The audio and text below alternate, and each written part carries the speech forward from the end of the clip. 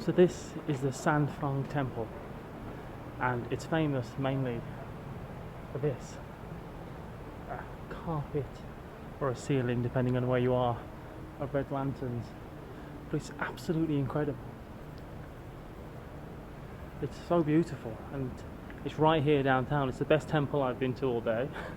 I'm not judging it on any pious nature, I'm just judging it on looks alone. But you have to admit, it's pretty blooming marvellous. And it's right downtown, right near where I'm stopping.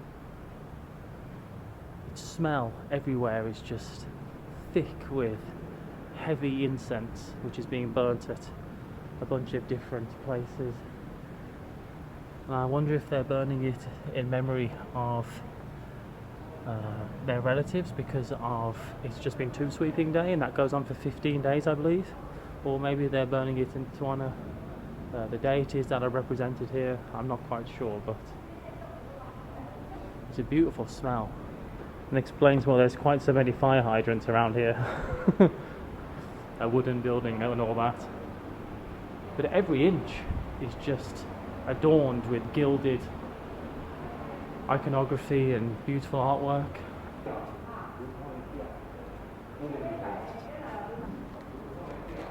You can get a free cup of tea if you want one.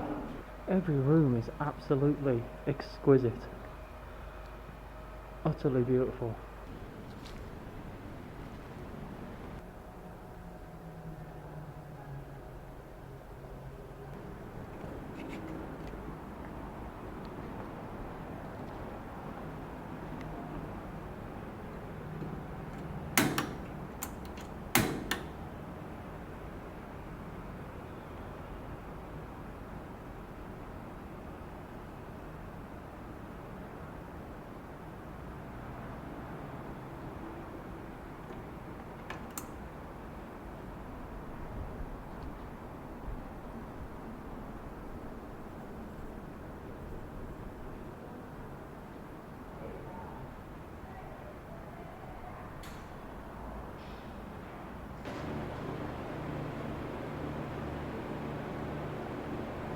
You have to admit, it's a pretty amazing temple.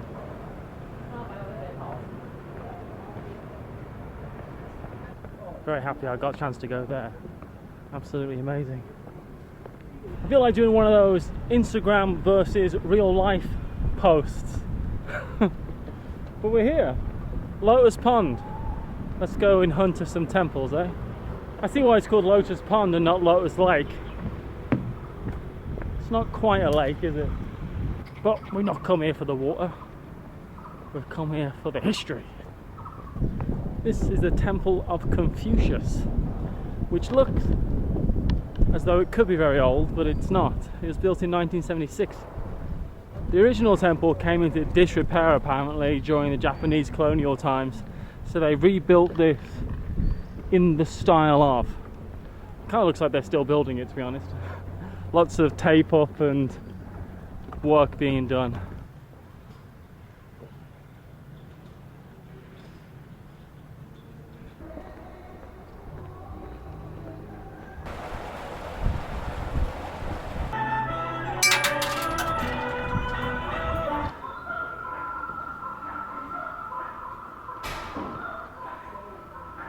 This is another temple that looks a lot older than it is. I think it's about 50 years old, 60 years old maybe. Honestly, I kind of wish there was more information about these palaces and temples when you got here. Because, I don't know.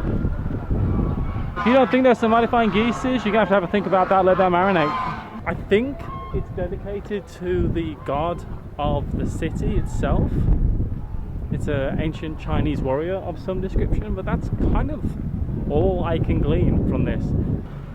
Maybe it's called the Beiji Kiosk, and it says it's swarmed by the faithful. Which I think is a funny way of putting it, but why not? It's hard not to see how beautiful this is with all the flowering lotus as well around here. I suppose that's why it's called Lotus Pond. now I think about it. But some impressive looking places. I think this is the Autumn and Winter Pavilion. They're quite lovely. It's the thing about travelling, seeing all these things. I kind of feel, you know, a bit lonely today. Maybe it's the sunburn talking, but I don't know. That's why a lot of the time I'm glad I've got you to talk to, you know? As strange as that might sound.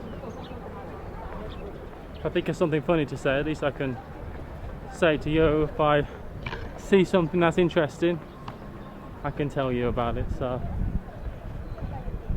talking about something that's interesting. So it says that entering the dragon's throat and exiting the lion's mouth is meant to turn around your fortune.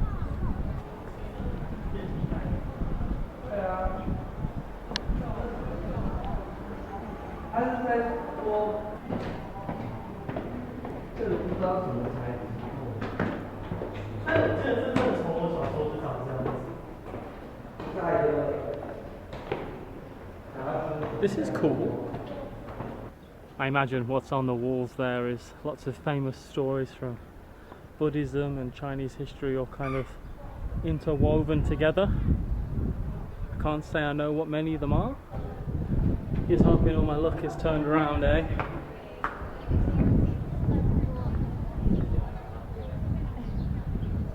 Unsurprisingly, that's the Lion and Dragon pagodas, built in 1976.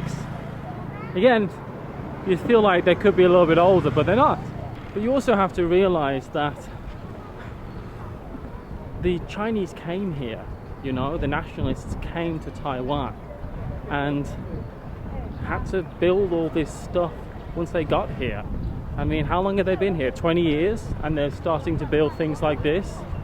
I mean, obviously the Han had been here, settlements had been here beforehand, but kind of moving here en masse, that hadn't happened. That only happened in the last 70 years. So while they brought so many of their precious Chinese cultural artifacts to Taiwan, they also had to rebuild the things that they would be housed in, rebuild monuments, and build from the ground up religious places and all that type of thing. Some were here, yes, but not that many. For something actually truly old, this is the Fengyi Gate, which is one of the first, if not the first, walled city gates in Taiwan. When the Qing ruled Taiwan, it was actually against the rules to wall your city. You weren't allowed to build city walls to prevent rebellions. Because let me tell you, that was a lot of rebellions. But one rebellion too many, and they decided, you know what? Can we please wall our city? So they did eventually. And they built this, which still stands today. I wish the moat was full. That'd be cool. Anyway, thanks for joining me on this bit of history tour today, and I'll see you next time. Until then, onwards and upwards. Welcome to another pop in a bar, or as I like to call it this time, just dinner. I'm here watching Loading Ready Run Draft Magic the Gathering, which is what I do quite a lot. So I went to one of those buffet things, which I've seen a lot of, and I've actually eaten in them quite a lot since I've been here, because it's such an easy way to do food, and it's really cheap, which I also am a big fan of. That's like $3. I got 2 lots of rice and my dinner. Do I know what it all is? No, I don't. But that's part of the fun.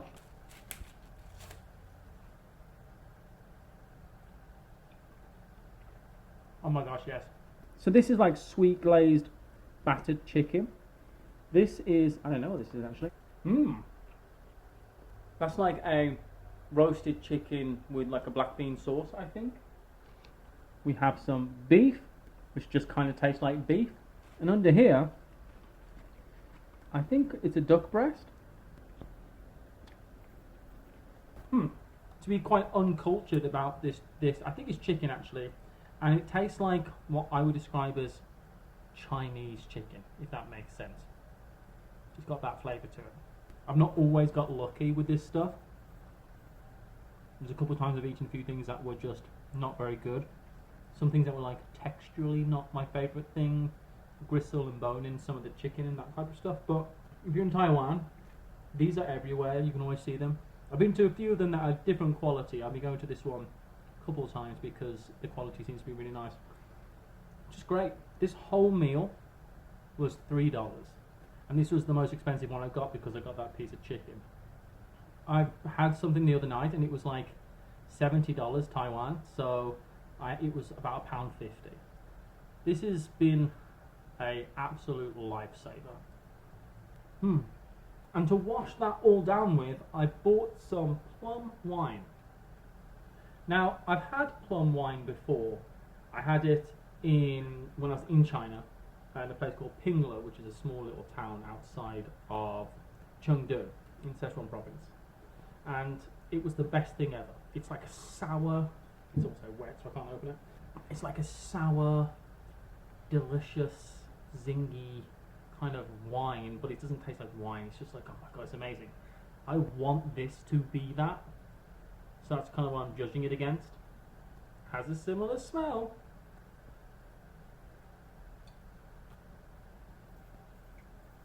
Whew! This is it. This is exactly the right stuff. Oh my god, I'm so excited. Ooh. So it's like a dessert wine almost, you could describe it. Not quite as thick as a port, but more like a sherry, I guess. But it's really tart and kind of like, you know, when your mouth kind of folds in on itself. Gosh, I love this stuff. It's so good.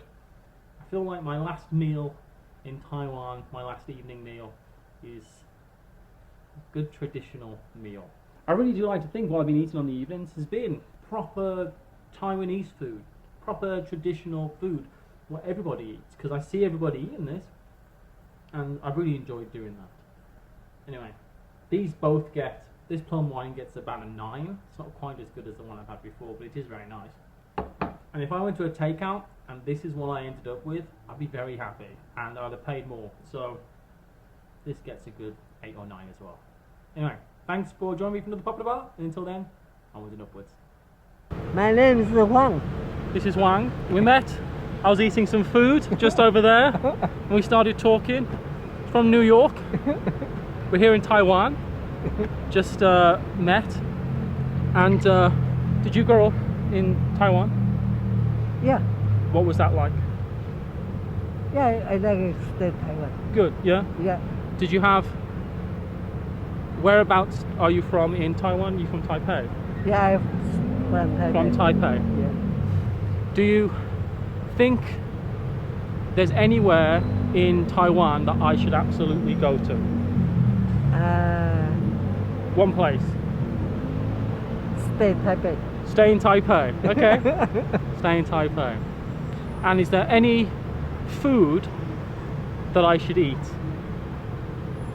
One thing I should eat while I'm here. One thing, okay? No! Stinky tofu! I tried stinky tofu. I don't like it. No, smell is bad, but it tastes good. Okay, I should try it again. I tried it in Jiaofen, okay. and I didn't love it. Yeah, I know, everybody. I didn't love it. All the white people don't like it. They smell bad, but it tastes good. But we eat so much cheese that smells terrible, you know? So, okay, stinky taste tofu. is good. I'll try that again.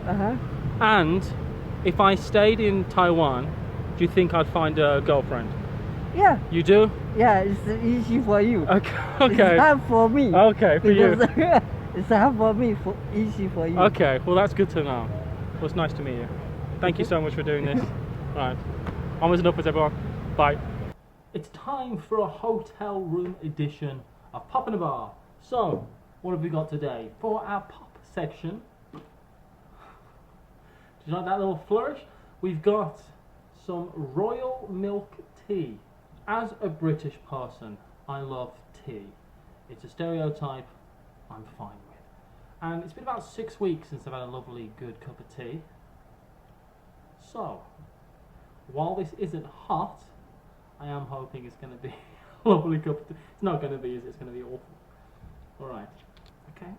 Definitely smells like tea. It smells like bubble tea. You know, that boba kind of tea. Okay. Okay. Alright. Okay. Let's see what's happening here. It's not as oppressively sweet as I thought it might be. It's pretty bloody sweet, but it's not that bad. It's quite thick. It's not like it's got milk in. It's more like it's got like a creamer in it. But it definitely tastes quite tea-y. You know, like black tea. It's a little bit floral. Maybe it's just because I'm desperate for tea that I actually don't hate this. It's fine. I could do, if this had no sugar in it, ooh, and it was hot, and it was a real cup of tea, then it'd be a 10 out of 10. If you've ever wondered where my scale peaks and tops out at, a good cup of tea. I will drink the rest of this, but kind of more like how a hostage will say anything. That's how I feel about it. It gets a 5. And for our bar segment, I found this. I'll level with you, I have absolutely no idea what it's called. But it looks like it could be some type of strawberry, perhaps blueberry cookies and cream. Let's investigate.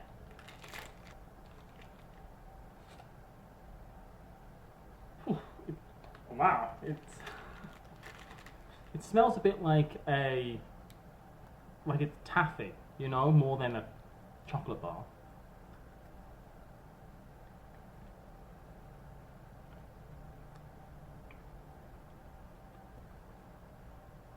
What on earth are you? Huh. So it's kind of, it's incredibly chewy. But it's kind of chewy, but it's not like it's a candy. It's chewy and it's creamy and milky. And there is cookie in it. I'm going to lose a filling to this. It's not going to be worth it. Oh good, I've got loads more. This is a highly surreal experience. I feel like I've dreamt this. I kind of think that I like this. You know that sharp tartness of like a freeze-dried strawberry? That's the initial strawberry taste. But then that goes away for a creamy cookie type texture and taste. And like when you swallow it, the last bit, you think, am I eating a chocolate bar? And then you have another bite and you realise you're not eating a chocolate bar, even though it is kind of melting in my fingers like it. Highly strange. I give this a 6. It's pretty good. I think I just like sugar, other than in tea. Until next time, onwards and upwards. I'm in a Taiwanese laundrette and I thought, what better time to do a pop in a bar? For our pop section of today's experience, we've got Himalaya Pink Salt Cafe Latte. Don't know why you'd want to add salt to coffee, though I have heard it takes out the bitterness of an instant coffee. So let's give it a shot. Oh god. Ah. It's alright. Kind of tastes like a salty chocolate milkshake, if I'm perfectly honest. It tastes a bit like a sweet coffee treat that also would like revenge, is how I would describe it. It's a little bit salty. I don't know how I feel about that. And for the bar section of this today, we have Pocky, which we all love, but happiness flavour. I swear to God, Taiwanese garbage trucks need to calm down. I hate them. I think they're like a Christmas edition. Let's try them. I think they're like apple flavour. Oh. Do I look happy? They taste like a sweet, like a candy. Like it should be like a hard sweet or a chewy sweet or chewing gum, but it's in cookie biscuit form. And everything in my brain is telling me that I don't like these. Ugh, liar! If anything, I'm angry. These are bad. The drink was fine.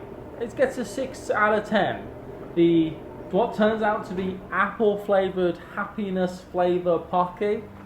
Ugh, a 3. Why won't you clean quicker? So here it is, the capsule. Just gonna open it here. Hello, welcome to my pod. So these things don't officially lock because of fire hazards, but they close pretty good. And this is what you've got. Look, I can fully lie down. Just about. It's just about long enough. It must be like 6 foot 3 inches or 4 inches in here because I can just about lie down. Here's the door unlock, which unlocks that, even though you can kind of just shimmy over. We have a plug with all the different things, so that works. A safe that we've been told not to use doesn't work. I don't know what sleep mode does. There's be a big alarm going off down in the foyer saying pod 9075 is asleep, activating sleep mode. Really, in the pod we have a elaborate array of lights, so let's turn all these off. Wow, that's dark. Reading light, second reading light, we have backlight. Let's turn these off. I quite like this, it's moody.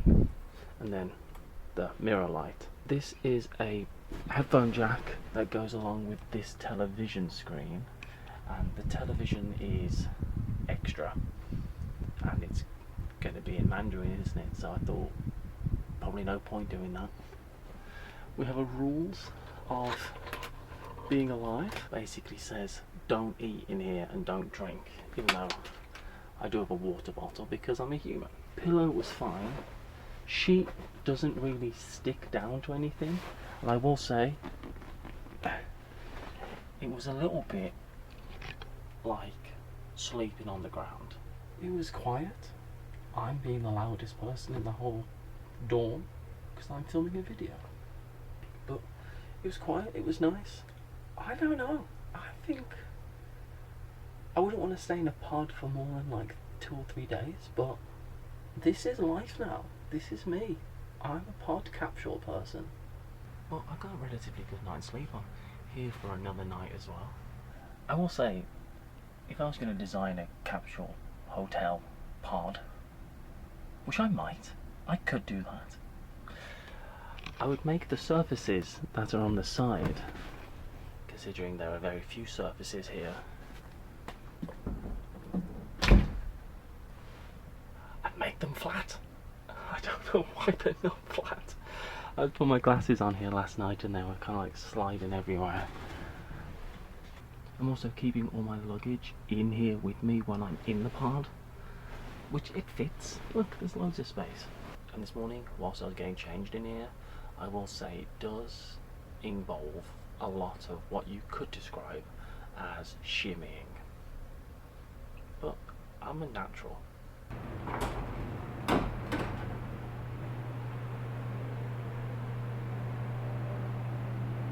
I don't know if that's kind, but that's my street. I'll just have to live with that, I suppose.